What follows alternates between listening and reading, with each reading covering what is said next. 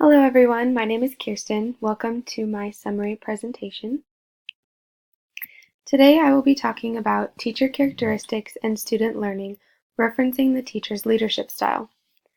As we've learned over the course of this semester, students come to class with various backgrounds, experiences, learning styles, and abilities. But teachers also bring with them a unique set of characteristics, such as teaching style, classroom management abilities, and expectations. Teachers provide the atmosphere for students' learning. They encourage them to be curious and to love learning so much that it becomes part of their lives forever. A teacher's leadership style plays a major role in how students will learn in the classroom. There were several different leadership styles discussed in this section of our textbook, and I would like to hit on just a few of them that I saw displayed during my observations. The first is know your students and respond accordingly. Research has shown that teachers who are friendly, enthusiastic, and giving of praise are more effective than teachers who are not. Teachers who know their students' peer groups, and what their individual strengths and weaknesses are, can use that knowledge to better educate each student in ways that relate specifically to that student. The second is relate to students positively. A major factor of a student's success in school is dependent on the relationship between that student and the teacher. When a student has a positive relationship with their teacher, they tend to have a better experience in school than when the relationship is a negative one. The third leadership style explores the teacher as a role model. Teachers, second to parents or guardians, are the biggest influence on a child's learning and behavior. Teachers who are encouraging, competent, manage the classroom well, and are skillful in human relationships are most likely to be imitated by their students. And finally, the last leadership style I would like to explore is the teacher as a collaborator. Teachers that are the most effective in student success are those that partner with the students in the learning process. Teachers who collaborate with their students encourage their students to be curious, engaged, and ask more questions that prompt deeper thinking. Okay, I would like to go into a little bit of background now and explain to you what I have observed in the actual classroom. For this presentation, I would like to refer to the teacher as Mrs. Davidson. Mrs. Davidson teaches 3rd grade. I observed her classroom for a period of 5 weeks, 2 hours per week, for a total of 10 hours. Mrs. Davidson teaches at a rural elementary school located in Southwest Meridian. She has been teaching for 9 years and has been at this particular school for her entire career.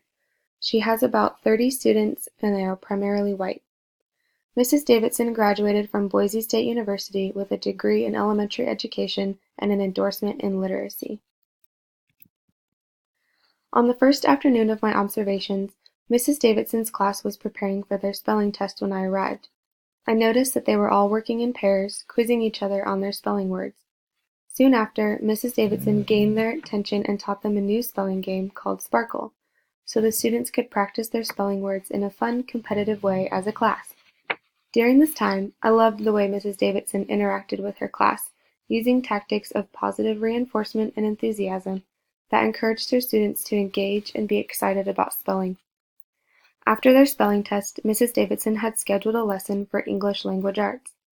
During this time, the class read aloud a passage in their textbooks, pausing to answer questions or discuss topics when prompted by the book.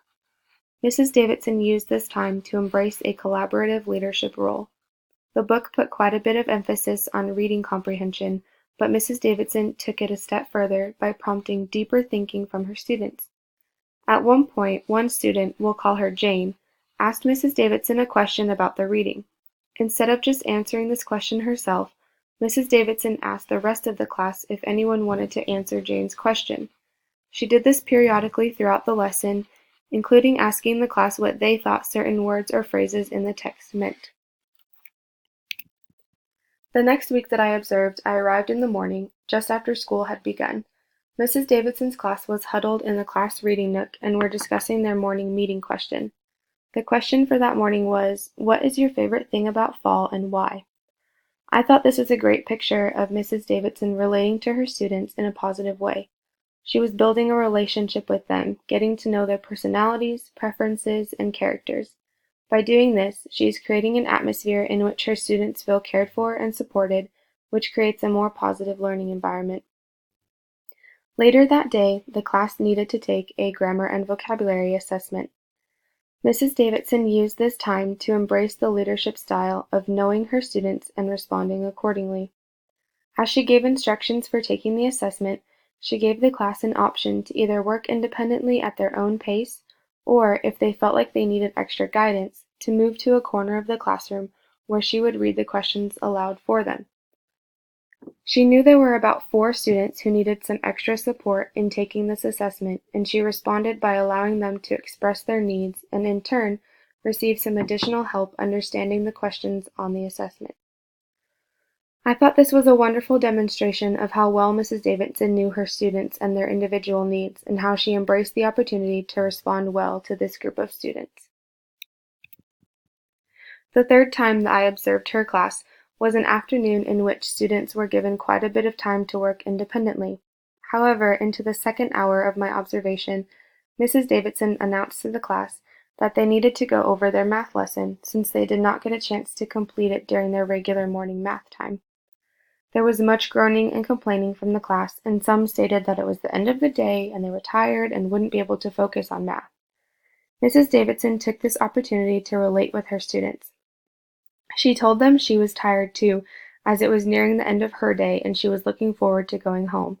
She told them that she understood they didn't want to do their math lesson, and she even leveled with them by saying that she didn't really feel like teaching it either, but the longer they complained about it, the longer time it would take to finish it.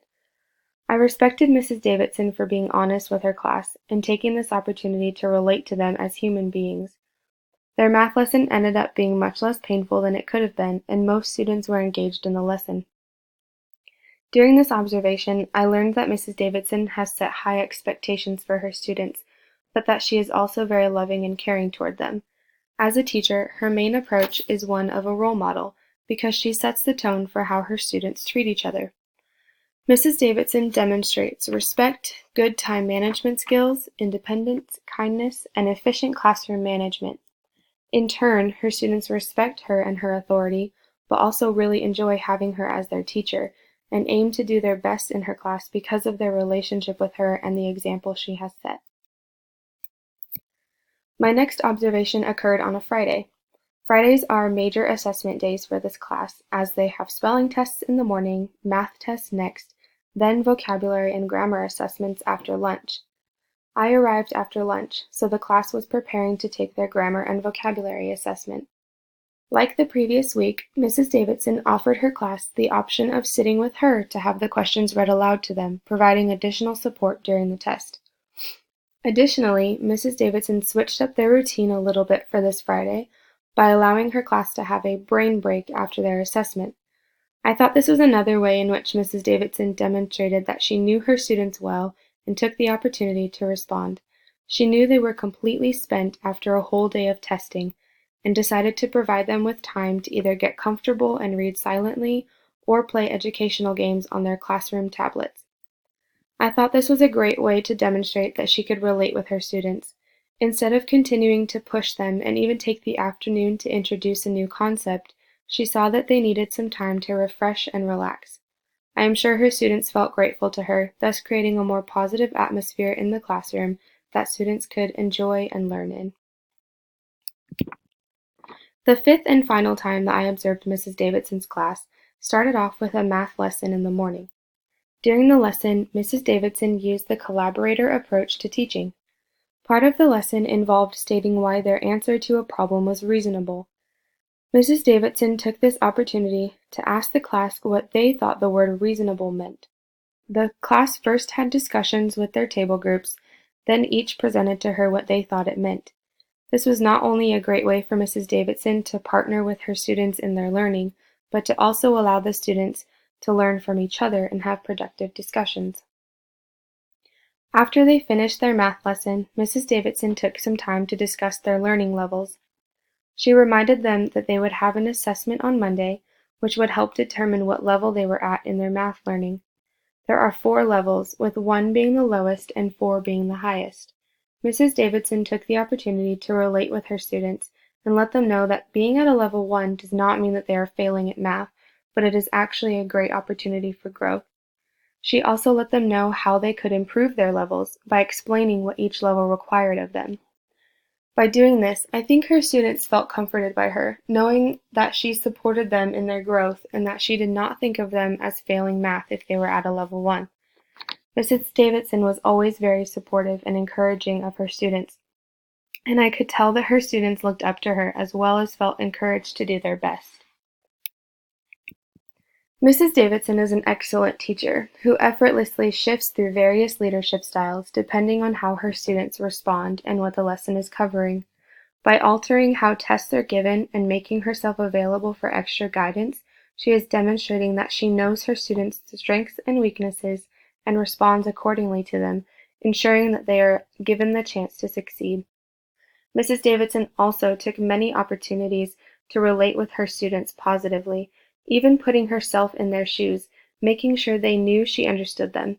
This also helped to facilitate a more positive atmosphere for learning. By always being honest, kind, respectful, and practicing good relational skills, Mrs. Davidson has become a role model for her students. She has set the tone for how her class operates, and in turn, her students respect her, but also enjoy having her as their teacher. As a collaborator, Mrs. Davidson has shown her students that she desires to partner with them on their education. Instead of lecturing, she facilitated discussions with her class, which encouraged deeper thinking and engagement in the lesson. Every child deserves a champion, an adult who will never give up on them, who understands the power of connection and insists they become the best they can possibly be. This quote from a TED Talk by Rita Pearson, I think, sums up my experiences in observing Mrs. Davidson's classroom. Mrs. Davidson displays many wonderful leadership styles as a teacher, and I admire her abilities to not only be a role model for her students, as well as partner with them in their learning, but also relate with them on a daily basis and truly demonstrate that she understands them as individuals. She is a teacher I now aspire to be like, and I can only hope to be as caring, encouraging, and supportive of my future students as she is with hers. Thank you for watching this presentation, and I hope you all have a wonderful Thanksgiving break.